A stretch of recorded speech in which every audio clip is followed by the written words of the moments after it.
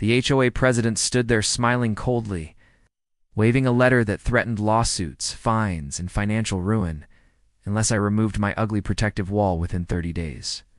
Her voice carried across the neighborhood meeting, dripping with superiority, mocking my warnings as paranoia while neighbors nodded blindly, trusting aesthetics over survival without questioning consequences.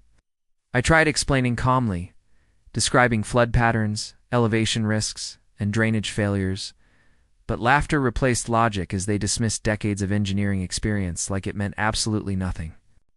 Less than a week later, thunder roared violently. Reality arrived uninvited, bringing destruction faster than denial could protect them from the truth I had warned about. Rain hammered relentlessly, transforming peaceful streets into chaotic rivers, swallowing lawns, driveways, and everything people once believed safe within their perfect, identical suburban dream homes. I stood inside my house, completely dry, watching water rise outside like a living force, pressing against my flood wall that everyone once mocked without hesitation. Through the window, I saw the same HOA president struggling through waist-deep water, panic replacing arrogance as she stumbled toward my door, pounding desperately for help. Her makeup streaked down her face, expensive clothes soaked, voice trembling as she begged loudly, admitting indirectly that everything she believed about safety had collapsed instantly. Cars floated past like toys, garbage bins spun violently, and expensive homes filled with muddy water faster than anyone could react or process what was happening.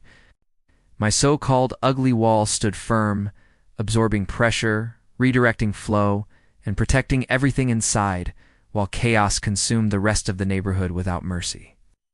That was the moment I realized this wasn't just about floods anymore.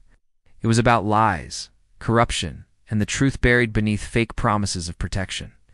3 weeks earlier, my wife Elena and I had moved into Willowbrook Estates, a polished neighborhood hiding dangerous secrets beneath perfect lawns and identical architecture.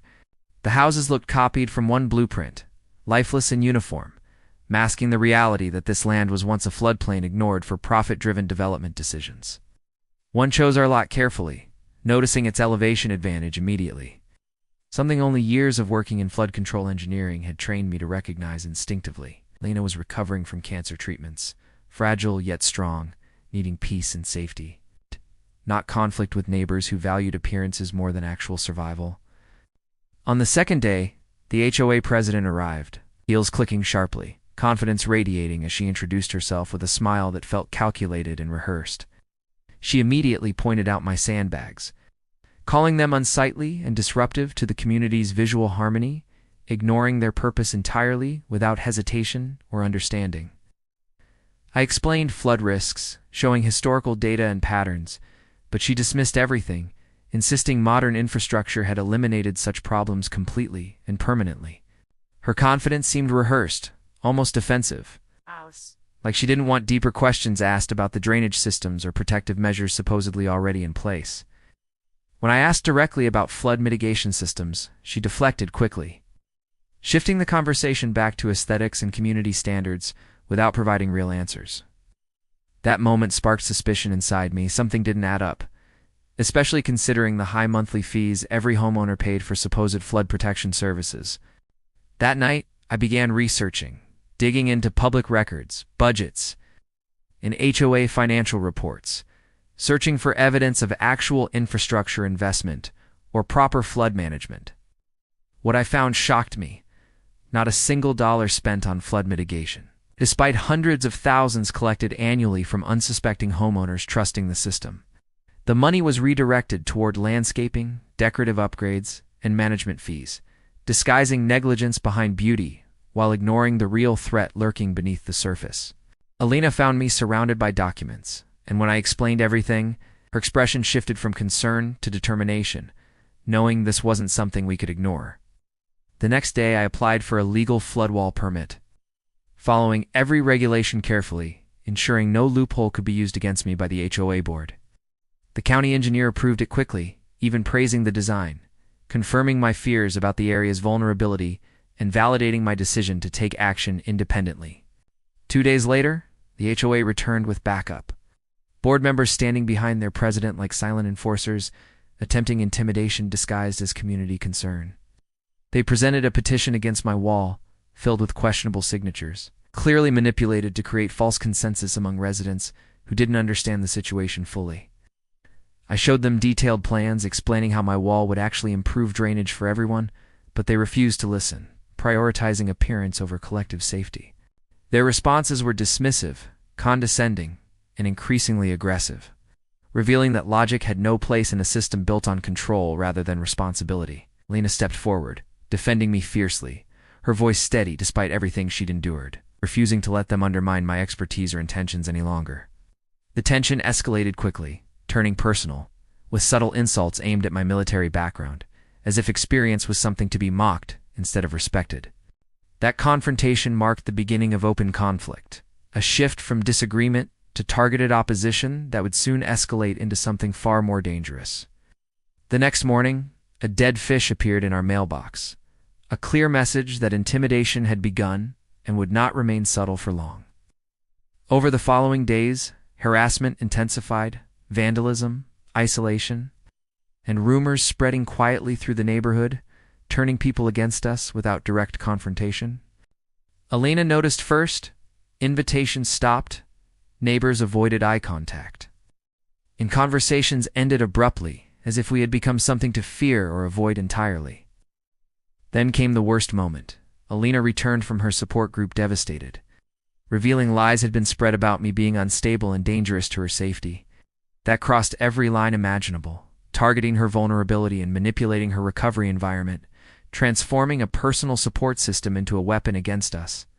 Instead of reacting emotionally, I shifted into strategy mode, gathering evidence, documenting everything, and preparing for a confrontation built on facts rather than anger. My investigation uncovered deeper corruption, linking HOA leadership to insurance policies designed to fail homeowners during disasters, maximizing profit through hidden exclusions. Every policy excluded flood damage under specific conditions, buried deep in fine print, ensuring claims would be denied when residents needed support the most.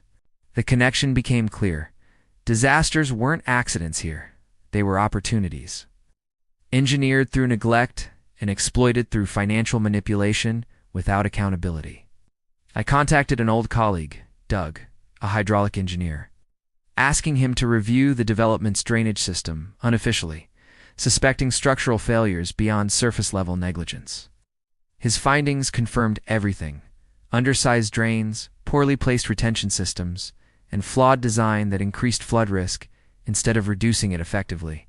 Meanwhile, the HOA planned a vote to ban my wall entirely, conveniently excluding me from the meeting notifications to ensure no opposition would be present.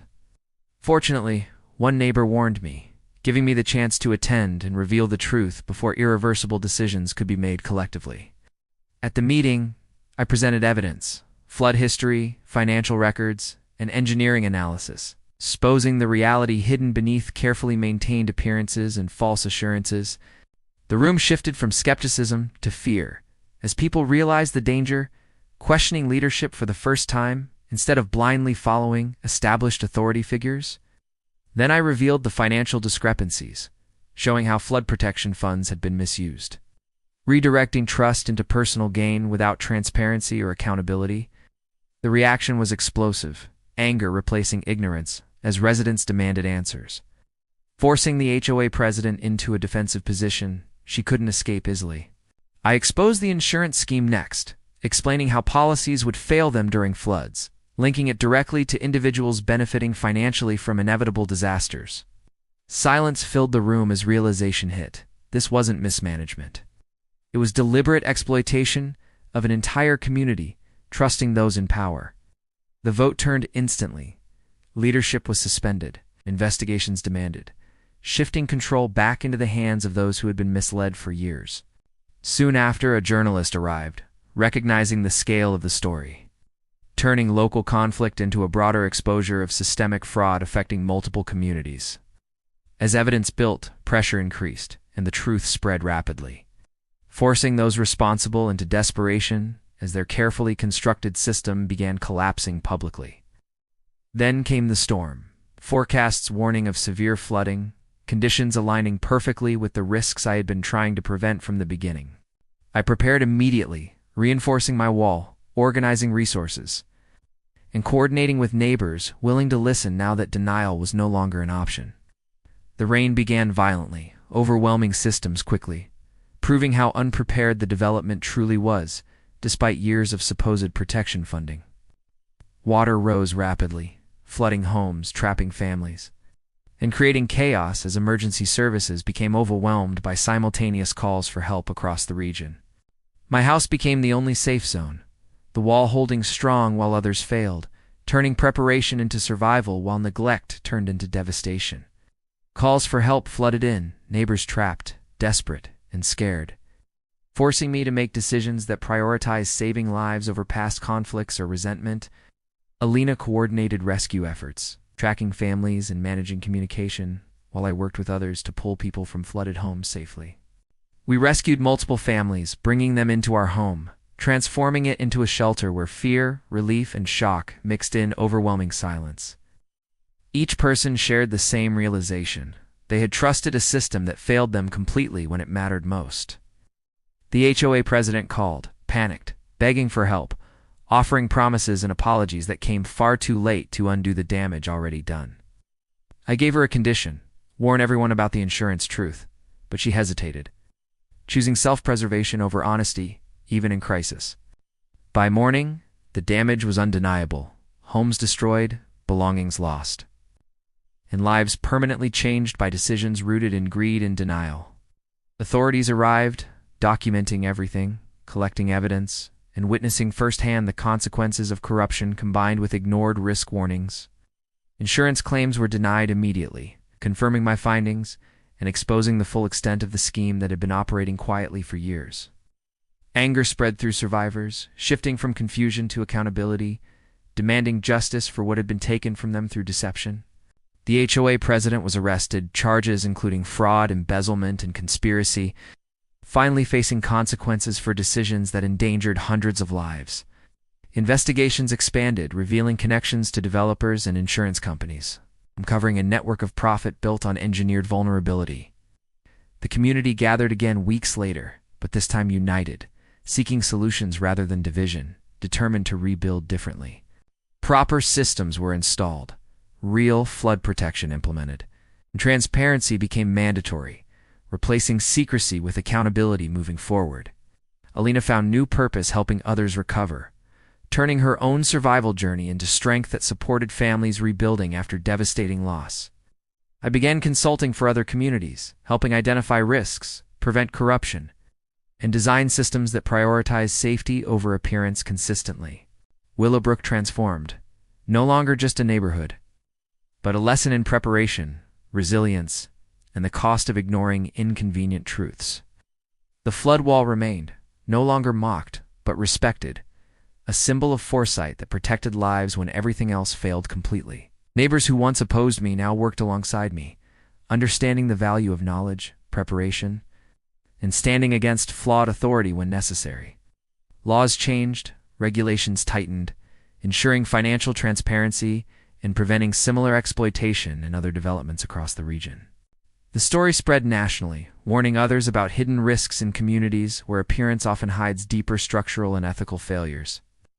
What started as conflict became transformation, proving that truth, even when resisted, eventually forces change when supported by evidence and action. Alina and I stood together one morning, watching children play safely, knowing the danger had been real.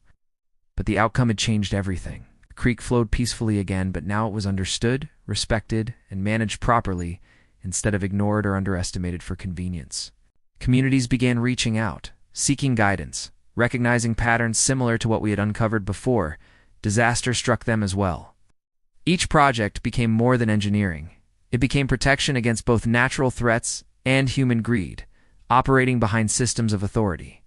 The experience changed me not just as an engineer, but as someone who understood how easily trust can be manipulated without vigilance. Preparation became more than a practice.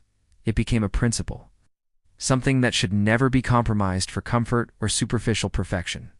The memory of that night remained vivid, a reminder of how quickly reality can expose the consequences of ignoring uncomfortable truths. What mattered most wasn't being right. It was ensuring people survived long enough to understand why it mattered in the first place. The wall stood as proof that sometimes the unpopular choice is the one that saves everything when the moment of truth arrives unexpectedly. Looking back, the signs were always there. But belief is powerful, and people often choose comfort over caution until it's too late. But this time, the story didn't end in complete loss. Someone chose preparation despite resistance and stood firm when challenged repeatedly.